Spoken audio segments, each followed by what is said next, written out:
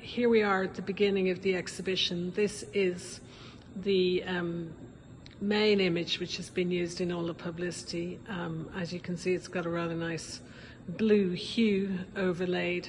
Lovely first edition of Ulysses. This one has a fantastic history. It's the copy of Ulysses which Beach kept in her shop. The Nazis arrived and they wanted to close down her shop, and she hid this and eventually she gave it to her assistant. That's my little label about its history. December 1941, so it's a sort of interesting survival, beautifully displayed, explaining the structure of the exhibition. We've got two opening contextual sections, and family, and then new woman, and then there's a sort of chronological sweep: the egoist, the little review, Shakespeare and Company, and then a section on after Ulysses. So this little room here is the family section, and another giant photograph, very iconic. Joyce with his mother, his father, and his maternal grandfather. Just to give a sense of what's on display in the egoist section of the exhibition, and that's the panel text which I wrote, and next to it is this really, I think, luminous and interesting photograph of Harriet Shaw Weaver looking straight to camera, which we managed to borrow from the British Library. It's taken in October 1916. Weaver was kind of quite interestingly coy about her age. So she wrote to Joyce when she was 40, saying that she could be credited still with something of youth. She also talks quite candidly about being depressed. She talks about having moods in which the thought of my great age weighs upon me and depresses me. It's interesting, you know, given that they hadn't met, that she was prepared to be so open, really. So in this section on Weaver, we've got three table cases. It begins really with this interesting letter, the very first surviving letter from Joyce to Weaver, November 1914. It's all about trying to get portrait through the post and his hope that he'll remain at liberty. We've got the envelope too, opened by censor. Joyce sent it from Venice to London, and it got intercepted and opened by censor. This is a plea for money from Ezra Pound. Dear Weaver, please send Joyce some money. It's a telegram to say that she'd actually done so. This is an interesting letter from one of her legal advisors saying, whatever you do, don't give money to James Joyce, dated 1918.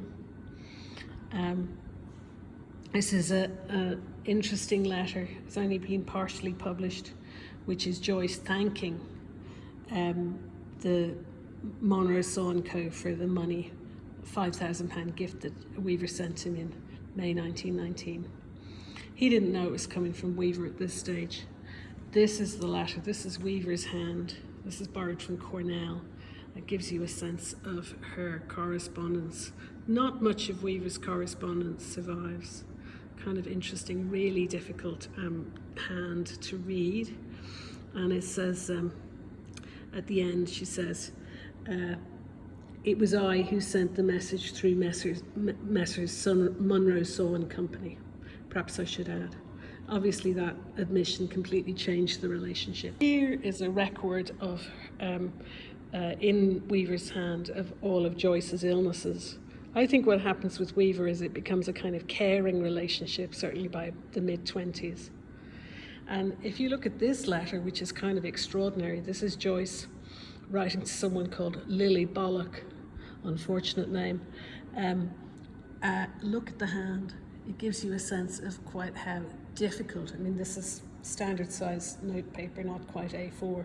It gives you a sense of, you know, how hard his activity of writing could become. He didn't always write by hand though. Sometimes he had to go at typing, and this is a very rare thing, which is a letter which shows Joyce actually having a go at typing, written to Weaver in 1930. I just want to say a little bit about Weaver and money. I'm just here in the exhibition room looking at the major display wall. As you can see, that is Jane Heap and Margaret Anderson.